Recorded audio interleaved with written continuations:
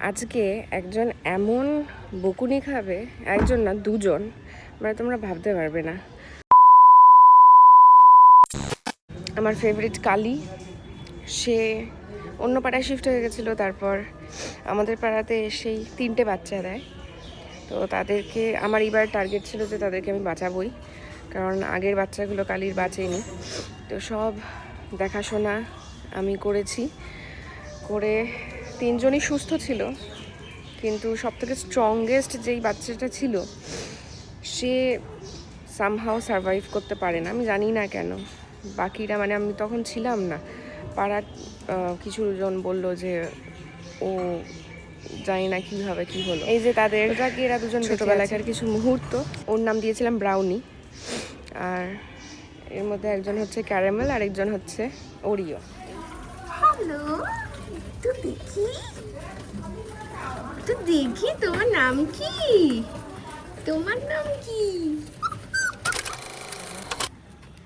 Just দায়িত্ব নিয়ে আমার পায়ে পা লাগিয়ে ঝগড়া করছে, পায়ে ছাপ ফেলে দিল। হ্যাঁ, এটা কি হচ্ছে? আমি কি যাব না? হ্যাঁ, আমি কি যাব না? প্যান্টটার কি অবস্থা করলো। Then versus now. আজকে একজন এমন বকুনি খাবে, একজন না দুজন, মানে তোমরা ভাবতে পারবে না। কারা দুজন বকুনি খাবে তার জন্য আমি তাদের মধ্যে একজনকে পেয়েছি। এই হচ্ছে ক্যারামেল, ঠিক আছে? বল বল বল বল, এটা কে করেছে? এই যে দেখ, দেখে নে জিনিসটা, দেখে নে। এই যে এই অবস্থা করেছে, এটা কে করেছে? হ্যাঁ, কি কি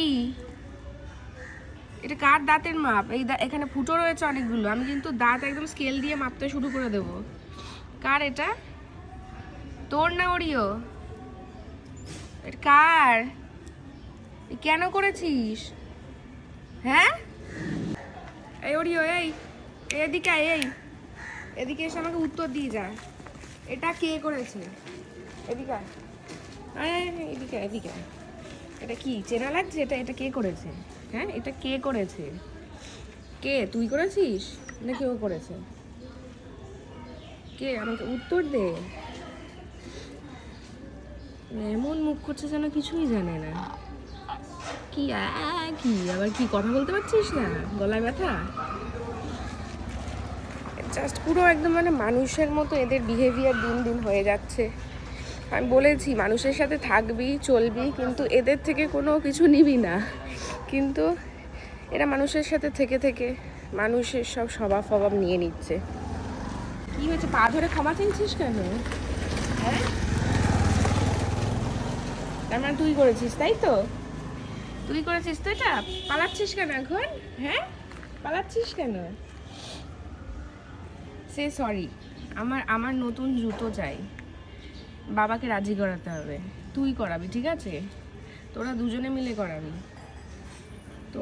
মিলে রাজি করাবি, আমাকে একটা নতুন একটা চপ্পল কিনে দেবে, ঠিক আছে? আরেকটাও নিয়ে নিবি? হ্যাঁ,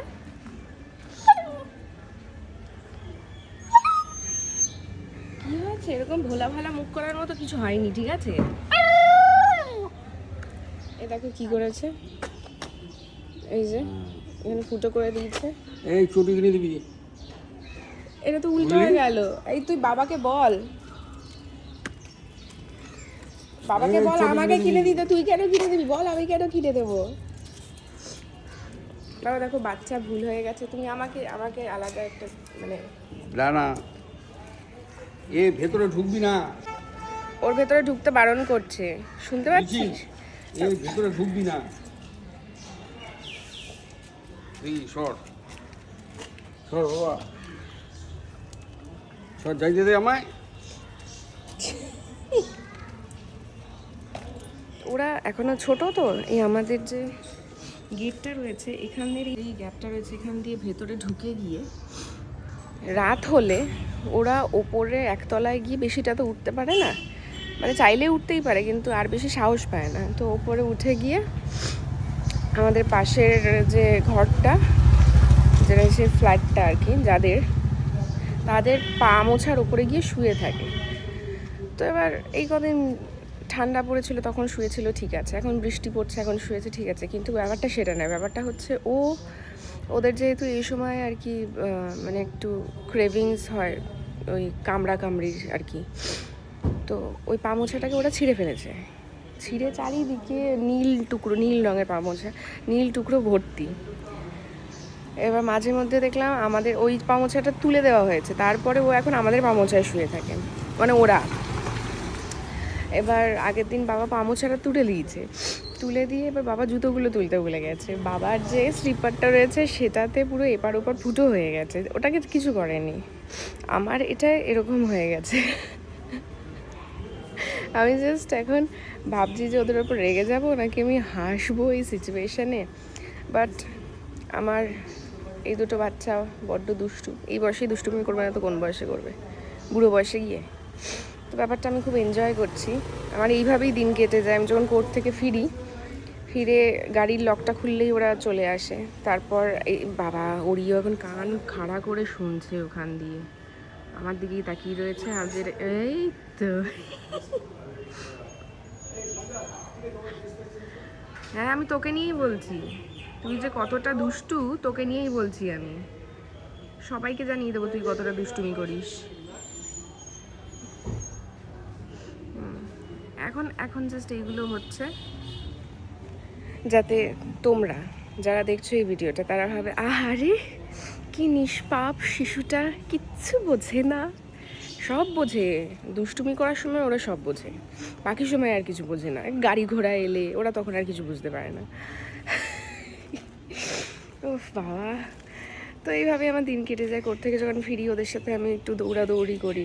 এরা যখন আমার বড় হয়ে যাবে তখন চেঞ্জ হয়ে যাবে, এই দুষ্টুমিগুলো আর হবে না, এই মজাগুলো আর হবে না জানি। তো যতদিন বাচ্চা আছে ততদিন একটু মজা করে নিই।